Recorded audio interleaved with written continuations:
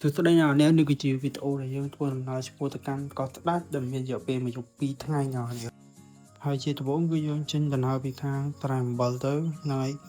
កាត់ផ្លូវជាតិតែ8គឺផ្លូវទៅកោះកុងណៃអ្នកនរនេះទេសភាពមើលទៅគឺស្អាតមែនតើគឺយើងចេញទៅដំណើរ2ថ្ងៃអ្នកនរនេះចេញទៅខ្ទង់ម៉ោង11ជាងដែរហើយដល់យើងញ៉ាំបាយញ៉ាំអីក៏ធ្វើដំណើរទៅតែម្ដងហើយទៅទេសភាពនៅតាមផ្លូវមិនដូចអ្នកនរនេះមិនឃើញគឺវាស្អាតខ្លាំងហើយបន្ទាប់មកគឺយើងធ្វើដំណើរទៅមុខទៀតអ្នកនរនេះហ្នឹងហើយរហូតទៅដល់ស្ពានណាទៅដល់ស្ពានគឺគេហៅស្ពានគឺគេហៅថាស្ពានលងទឹកហើយបន្តមកទៀតគឺយើងបត់ចូលទៅខាងផ្លូវកោះស្ដេចហ្នឹងហើយដែលយើងផុតស្ពានលងទឹកហ្នឹងហើយគឺមានផ្លូវបត់ខាងឆ្វេងដៃមួយដែលគេដាក់ថាប្រមងមូលខ្សែបថងនេះអ្នកចូលទៅហើយដោយសារតែឥឡូវម៉ូតូខាងគ្នាខ្ញុំក៏រៀងក្តៅដែរយើងក៏រៀបចំចូលតម្រាក់នៅម្លប់ឈើអញ្ចឹងណាអ្នកហើយមើលចាក់ថាទៅផ្លូវនេះគឺវារៀងពិបាកដែរហើយគេកំពុងតែធ្វើយ៉ាងគ្នាយើងបូករួមជាមួយម៉ូតូទៀបផងគឺយើងអាចធ្វើដំណើរលឿនបានទេឥឡូវគឺយើងតម្រាក់ម៉ូតូទៅដើម្បីកុំឲ្យវាក្តៅខ្លាំងពេកមុននឹងយើងបន្តដំណើរទៅមុខទៀតតមកទៀតគឺយើងធ្វើដំណើរធម្មតាតាមរយៈផ្លូវហ្នឹងប៉ុន្តែដូចឃើញណាគ្នាផ្លូវកន្លែងខ្លះក៏គេធ្វើកន្លែងខ្លះក៏វាល្អអញ្ចឹងគឺយើងជិះទៅវាមានកលុករៀងគួរសមដែរបន្ទាប់មកបូករួមជាមួយម៉ូតូរបស់យើងរៀងទៀបវាពិបាកក្នុងការធ្វើដំណើរមែនតើដូចឃើញផ្លូវនេះហើយមើលទៅថ្ងៃវារៀងជ្រេដែរហើយគឺម៉ោង7:03ទៅហើយនេះបន្ទាប់មកគឺយើងត្រួតទៅឲ្យលឿនដើម្បីរកបន្ទប់គេងណាព្រោះតែនៅនោះតែយឺតអត់មានបន្ទប់គេងទេចឹងហើយគឺយើងត្រួតទៅមែនតើដូចឃើញក្នុងវីដេអូថតជាវីដេអូផងរូបប្លុកផងហើយក៏បូករួមជាមួយផ្លូវនេះចៅវារៀងយឺតគួរសមដែរប៉ុន្តែយើងនៅតែធ្វើដំណើរទៅមុខធម្មតាហើយយើងធ្វើដំណើរបន្តទៅមុខទៀតរហូតដល់នេះគេហៅកូនកុកនេះគ្នាគៀកមែនតើគៀកចាប់ដល់ខាងកោះស្ដេចហើយឥឡូវនេះគឺយើងធ្វើដំណើរតារាប៉ុន្តែអីដែលយើងជួបបញ្ហាប្រទះគឺផ្លូវនេះដូចឃើញចឹងផ្លូវកន្លែងវាពិបាកមែនតើបងតែគេធ្វើផងវាមិនទាន់ហើយស្រួលបួលហើយបូករួមជាមួយយើងគ្នា3ម៉ូតូយើងត្រូវជិះចាំគ្នាទៅវិញមកទៅមកចឹងគ្នាយើងអាចចោលគ្នាបានទេ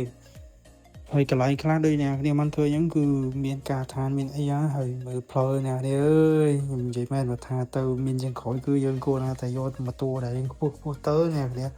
ព្រោះថាអីផ្លូវគេកំពុងធ្វើទី1ទី2តាក់ទងនឹងផ្លូវគឺវាមានចម្ងាយនេះឆ្ងាយគួរសមអញ្ចឹងណាបើយើងយកប្រភេទពួកអូតូទៅវារៀងពិបាកអូសដែរអ្នកគ្នាតែថាវាឆ្ងាយអញ្ចឹងយើងគួរណាតែយកពួកអតង់ពួកអីទៅពួកគាត់វាថាកម្លាំងដែលខ្លាំងអ្នកនេះយកម៉ូតូដែលខ្លាំងយកម៉ូតូទៀតទៅវាប្រឈមបញ្ហាច្រើនហើយដូចឃើញហ្នឹងគេដាក់បារ៉ាស់ធ្វើផ្លូវហើយនឹងបារ៉ាស់រោងការនេះខ្ញុំមិនដឹងថារោងការនោះប៉ុណ្ណាព្រោះយើងអត់បានមើលចុះណាតាណាមួយយើងត្រួតទៅផងហើយ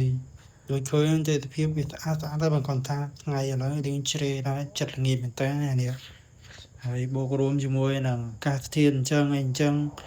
យើងត្រូវផ្ដិតយករូបភាពច្រើនណាគួរសមមែនតើអាចជិះលឿនពេកអីពេកទេគឺយើងចាប់ដាក់រូបភាពហើយឥឡូវនេះដែរគឺយើងចុះសម្រាប់តាទៀតណានេះកុំឲ្យម៉ូតូវាមានអារម្មណ៍ថាក្តៅខ្លាំងពេកព្រោះយើងអាត់មកខ្លាំងដែរនេះតម្រាំទៅចូលមកដល់ខាងកោះស្ដេចនេះហើយឥឡូវអត់ទាន់ដល់ទេគ្នាយើងអត់ទាន់ដល់ទៅចាប់ដល់ទំនប់ទឹក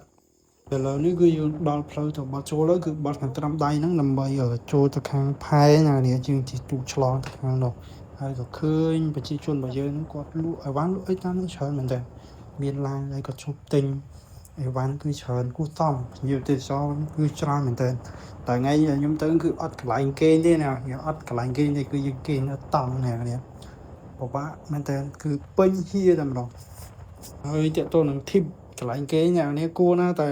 កក់ហើយទៅដូចខ្ញុំថាព្រោះអត់មានកន្លែងគេងតែម្ដង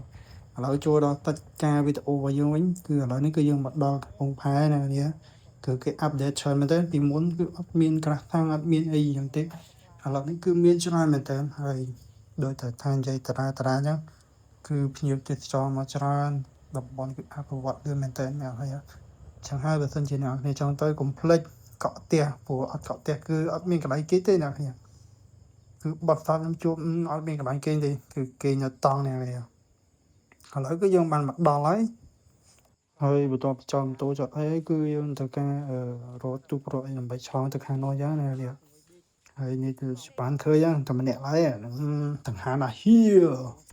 អូខេហើយឥឡូវកាន់បន្តកន្លែងដែលយើង YouTube ទៅខាងកោះស្ដាយណារៀបដូចឃើញទិដ្ឋភាពគឺស្អាតមែនតើស្អាតមែនតើបងដូចខ្ញុំថាអញ្ចឹងហើយបន្តមកទៀតក៏យើងដើរមើលជុំវិញកោះអាយ៉ងណាទូអំពីចំណាប់រងគ្នាយើងនៅបានមកអញ្ចឹងទៅគាត់មានអារម្មណ៍បែបណាបាទហើយដូចញ៉ាំដូចទាំងអស់គ្នាបានឃើញអញ្ចឹងគឺយ៉ាទិដ្ឋភាពគឺស្អាតមែនតើនៅលើកោះអញ្ចឹងហើយជួបប្រូនេះវិញគាត់ថាមានអារម្មណ៍ថារៀងខ្លាំងហើយក៏យើងធ្វើការទៅរកអីញ៉ាំហើយក៏ជិះទូកជិះអីហ្នឹងបន្ទាប់ពីយើងគេងហើយតកតងការគេងហ្នឹងខ្ញុំក៏អត់ថាបានថតដែរព្រោះថ្ងៃហ្នឹងទៅគឺដូចថាវាតោះកម្លាំងមែនតើមកអត់មានកន្លែងគេងគឺយើងគេងនៅតង់បន្ទាប់ពីគេងនៅតង់គឺយើងជួយត្រីគឺលេងទឹកដូចញ៉ាំនេះបានឃើញអញ្ចឹងក្នុងវីដេអូហើយដូចខ្ញុំថាអញ្ចឹងទិដ្ឋភាពនៅខាងនោះគឺវាស្អាតមែនតើនោះហើយចំពោះវីដេអូពេញហ្មងដែលអ្នកនរចង់មើលគឺនៅក្នុង YouTube ខ្ញុំនឹង